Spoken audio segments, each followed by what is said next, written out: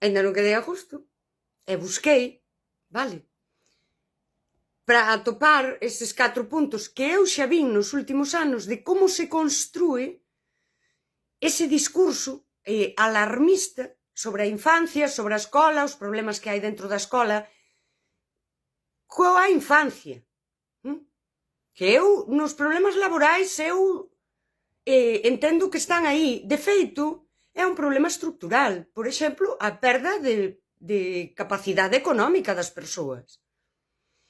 E atopei que no ano 2023 aparece nas noticias, vai por diante, que eu busquei a nota de prensa, pero a prensa que se fixo eco dunha forma máis ampla desto foi a prensa de dereitas. Xa así para deixalo, daquela. O defensor do profesor, que isto creou no AMPE, que é o sindicato español por excelencia que defende os dereitos do corpo docente, creou esta figura que é o defensor do profesor, daquela. A nota de prensa viraba de arredor dos datos recollidos polo defensor do profesor. E falaba de 1.400, case 1.500 chamadas de docentes a este teléfono. E falaba de chaman docentes chorando e isto a nós preocúpanos.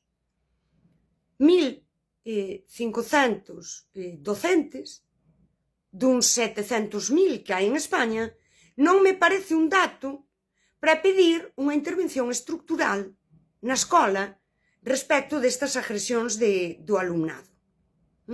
Paréceme preocupante, paréceme que os casos individuais deben, se fai falta ir pola vía penal.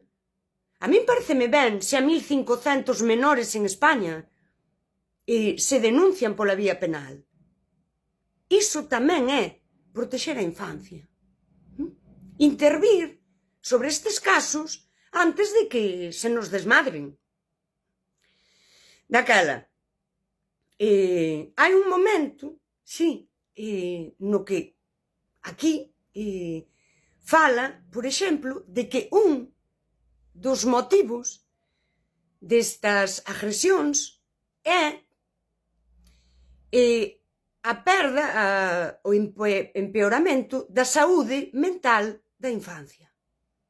Aquí tamén temos datos moi preocupantes, moi preocupantes, de alumnado que se ten que medicar con antidepresivos, con ansiolíticos, con medicación para dormir, que logo van posteados á aula porque aquilo que tomou á noite, a veces así que acordan, pois ata as 12, unha, ao mellor durante toda a mañá, está baixo os efectos disto. Isto é preocupante. Temos tamén datos de suicidios de menores a nivel Europa, a nivel España tamén. E aquí sinala que este alumnado é alumnado que agrede os docentes.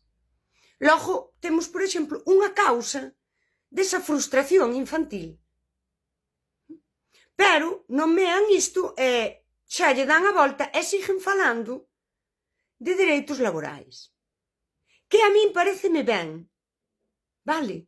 Pero non podemos mesturar as cousas. E falan tamén, que é moi interesante desde o punto de vista sociolóxico, alumnado da ESO que non quere estar aí.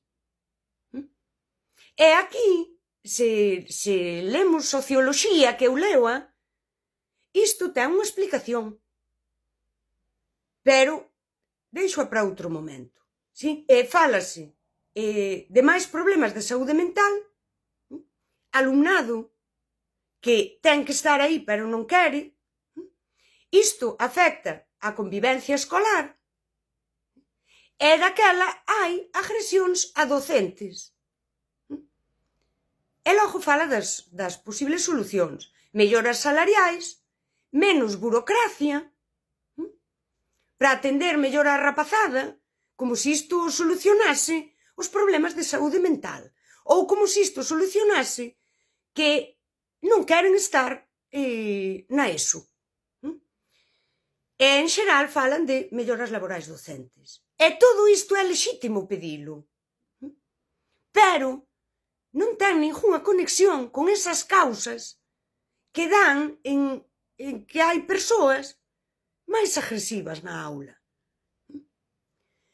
Se o problema é a saúde mental, as respostas lóxicas deberían ser, que o anotei eu, máis orientadoras e educadoras sociais e psicólogas escolares, ratios máis baixas, que isto que sí que se pide sempre, e protocolos de intervención socioemocional. O problema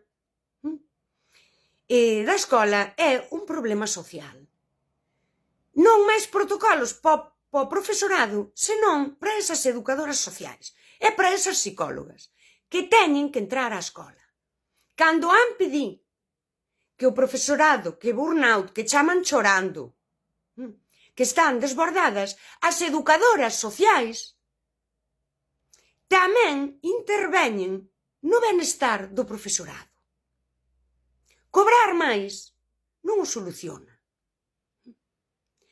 As ratios máis baixas, se ti tes un par de rapaces que te insultan, vante insultar igual. Hai que separar as cousas. Constrúese un relato alarmista sobre a infancia para falar de temas laborais. E isto non fai ningún sentido. E a min gústame lembrar que a prensa de dereitas é a que máis eco se fixo disto. E isto, se lemos socioloxía, tamén se explica. Pero isto tamén o podemos deixar para outro momento. Aquí entran os medios. Esa ética xornalista que xa non existe. En tempo de redes, que se fala a rapazada, as redes e tal, as persoas adultas estamos expostas a titulares alarmistas e a cousas pensadas para que deas clic. Daquela, os medios collen isto e levan onde queren. E comezan a falar de perda de autoridade do profesorado, hai unha crise na escola, a falta de disciplina da nova xeración e a decadencia educativa. E todo este discurso para pedir unhas melloras laborais. En resumo é isto. Ten 1000 matices. Pero cando ti les iso, daste conta de que falan de moitas cousas para ir aquí. É para pedir, ademais, o famoso estatuto docente para España, e que é tamén unha proposta de AMPE, deste sindicato, que a min ni me meto ni me quito do estatuto docente. E aquí, claro, é que é todo moi complexo. Eu que vivo en Galicia, un estatuto docente a nivel estatal, podemos falar outro día de galeguismo tamén. De que escola queda para crianzas en Galicia. Sí. Cando queremos, porque a escola é o máis importante para a lingua, para a cultura. Estatuto estatal. E isto vai pasar. Eu non preciso botar as cartas do tarot ni mirar nunha bola de cristal. A escola en Galicia está españolizada e estes discursos son os discursos de españolizala máis. Pero bueno, aquí xa cada un.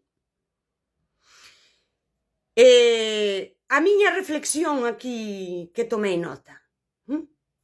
Úsanse os conflitos escolares, sí, como un síntoma de malestar docente. É dicir, sobrecarga laboral, burocracia, perda de prestixio social e a frustración profesional. Isto é, a infancia, hai un problema de saúde, porque é que esta nota de prensa é iso, de saúde mental na infancia, e daquela o profesorado está frustrado. Home, vamos a ver. Dereitos humanos básicos, temos que protexer a infancia. Se hai un problema de saúde mental na infancia, non podemos revirar isto. Sí, e poñer o foco na frustración docente, que eu non a nego. Pero non podemos crear un discurso que culpa a infancia. Porque é que isto é un comportamento socialmente inmaduro e infantil. Dígovolo certo.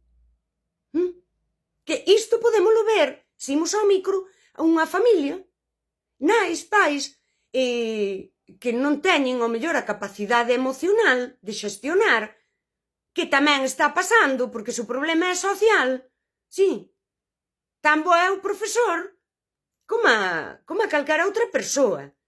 Esa falta de xestión das persoas adultas é daquela, unha familia, pon todo o foco en que a criatura é así, sí, e nós estamos mal porque a criatura. E isto é certo, pero hai que rascar aí e ir ao fondo. Non podemos responsabilizar, por exemplo, os datos de acoso escolar. Entre os 10, 11, 12 anos é o pico máis alto. Nós non podemos responsabilizar criaturas de 10, 11, 12 anos dos nosos problemas adultos. É algo que está pasando nunha sociedade inmadura, que eu falei amplamente diso. Somos unha sociedade infantilizada.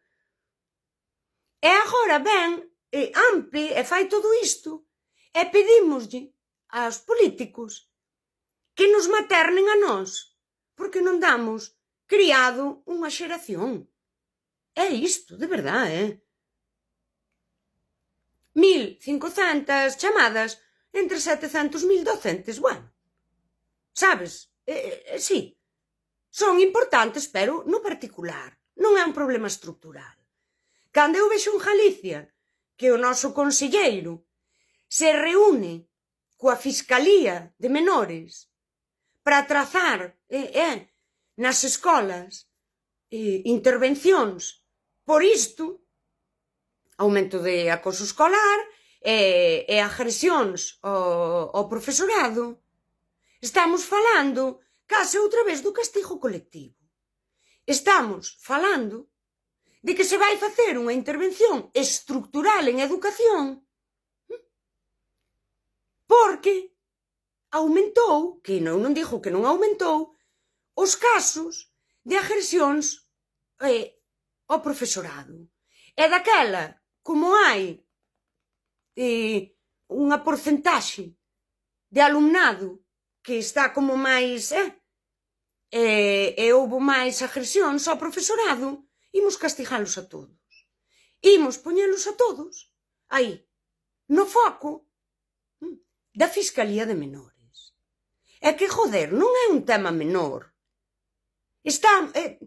Imos tratar a toda a infancia como se fosen delincuentes, sí, porque aumentaron os casos. E isto é a lógica do castigo colectivo. É isto que en Galicia se está facendo. Eu non o vin a fondo, porque eu non son docente e non teño acceso a iso. Para min é unha intervención autoritaria. E vivimos nunha democracia. E cando o corpo docente non é un corpo de prestixio para o seu benestar, para que a min me quiten cargas, para que se apoia e defende unha intervención autoritaria, estamos falando de microfísica do poder, de normalizar prácticas autoritarias. Logo, estamos perdendo dereitos democráticos. E perdémolos todas as persoas.